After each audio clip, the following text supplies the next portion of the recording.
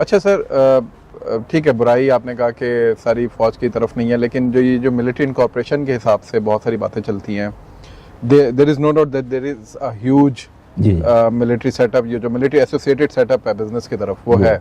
फौजी फाउंडेशन है, आपने फौजी फर्टिलाइजर्स की बात की, वो एक बहुत बड़ा इदारा है।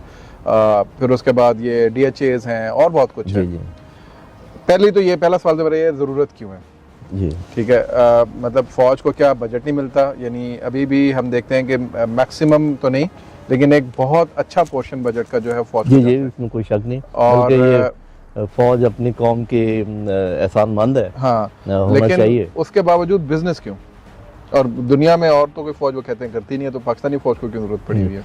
पहली बात तो ये कि दुनिया में बहुत फौजें ये बिजनेस करती हैं, इसको तो बहस को आज नहीं छेड़ते। सही। हाँ जी, टर्किश फौज करती है, चाइनीज फौज को अभी मना किया गया है, वो बल्कि अपने बिजनेस की बुनियाद पर वो अपने आप को उन्होंने तगड़ा किया। अच्छा, देखिए फौजी फाउंडेशन की पहले हम बात करते हैं। जब ब्रिटिशर्स यहाँ से गए तो जो हमारे ब्रिटिश फौज में और जिन लोगों ने सर्व किया था उनके लिए एक फंड था, वेलफेयर फंड, वो उन्होंने दिया। ठीक है। मेरे ख्याल उस ज़माने में वो कोई ज़्यादा नहीं था, 8 मिलियन था या 10 मिलियन था, मुझे सही फिगर याद नहीं है। ठीक है। तो वो नेवी को भी मिला, एयरफोर्स को भी मिला, फौज को भी मिला। तो फौज ने ये फैसला किया कि एक तरीका तो ये था कि जितने रिटायर्ड लोगों में वो बांट देते कि भी, तो फौज ने ये फैसला किया कि उस फंड को इस्तेमाल करके कोई ऐसा जनरेट किया जाए मामला जिसके प्रॉफिट से वेलफेयर किया जाए। ये शुरू में ही हो गया था? ये शुरू में ही हो गया। ये मेरा ख्याल है कि आप ये समझिए कि 50 और 60 के दरमियान दिहाई में हो गया, दिहाई जो थी उस दौरान हुआ। तो फौज ने सबसे पहले कोई चीनी का कारखाना लगाया या कोई कपड़े का लगाया, जैसे भी। और आज मैं अभी 2-3 बातें आपके गोशगुजार करूंगा, जो कि बड़े अच्छा आपने ये टॉपिक छेड़ा है। फौजी फर्टिलाइजर की मिसाल ले लेते हैं। सोना यूरिया बनाती है और वो सब कुछ। किसी किसान से जाके पूछें कि आपको कौन सी खाद चाहिए, वो कहेगा, अब मैं नहीं कहता, आप पूछ लें जाके। किसी से पूछें आप कहाँ रहना पसंद करेंगे, वो कहेगा DHA में।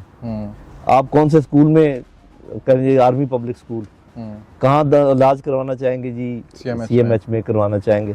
तो पहली बात तो ये है कि मुझे कोई ये बताए कि अगर फौज एक आपको अच्छा हाउसिंग का निज़ाम, अच्छा ये भी मैं आपको बता दूं कि एक दो ऐसे एरिया से जहाँ पर, जैसे मॉडल टाउन है लाहौर का, ये फौज के DHA से पहले का चल रहा है एक ऑर्गेनाइज तरीका।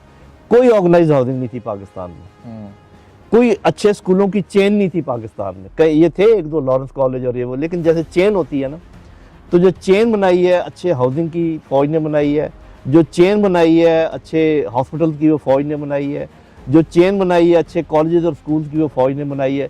और वहाँ पे पढ़ कौन रहा है? सिविलियंस पढ़ रहे हैं, और कुछ फौजियों के बच्चे भी हैं, वो ठीक है।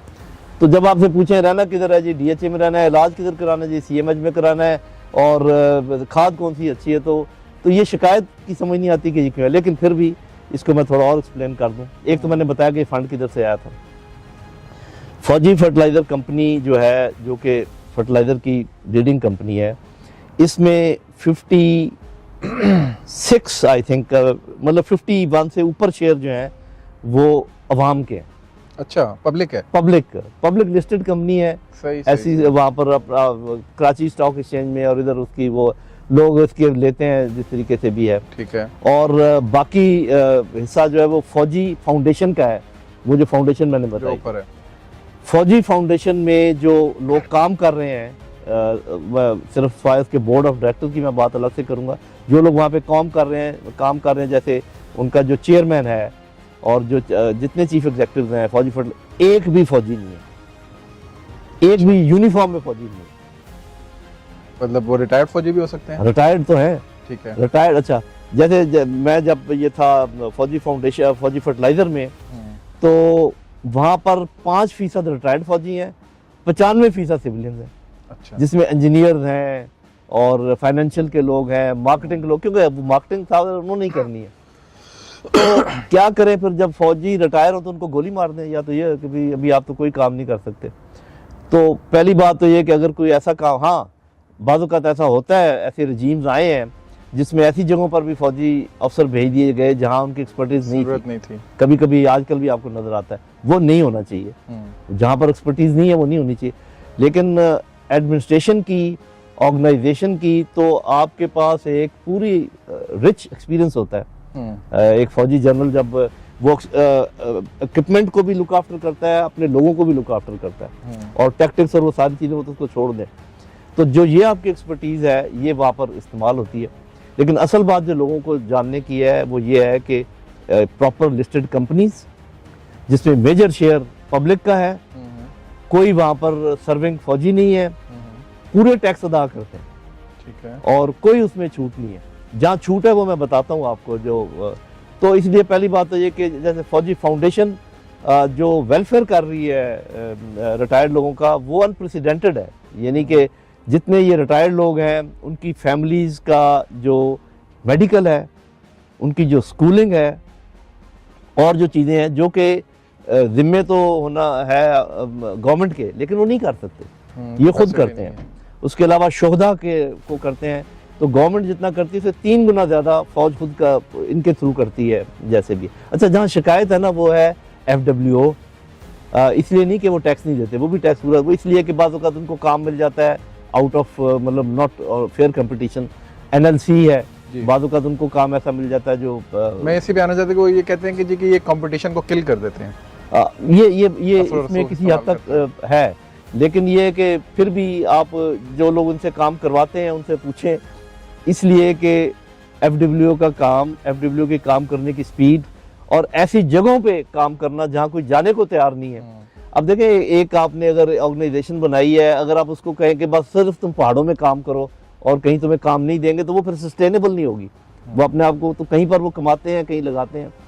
तो ये नहीं मैं कह रहा कि यहाँ पर कोई रिफॉर्म्स की ज़रूरत नहीं है या यहाँ पर कोई ज्यादती नहीं होती।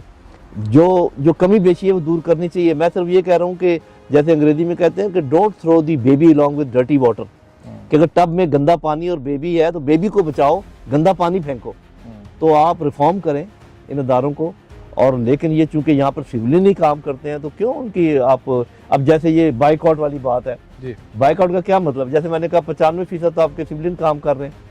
फिर ये कि अगर आप अपने ही चीज़ों का बाइकआउट, मिसाल के तौर पे खाद पहले ही आपकी शॉर्ट है, आप ठीक है आप फौजी सीमेंट का और फौजी इसका बाइकआउट कर दें, तो ये तो कौमी नुकसान है, आपको बाहर से इंपोर्ट करनी पड़ेगी, आपके डॉलर खर्च होंगे। तो इसमें फौज को तो आप कुछ भी नहीं कह रहे।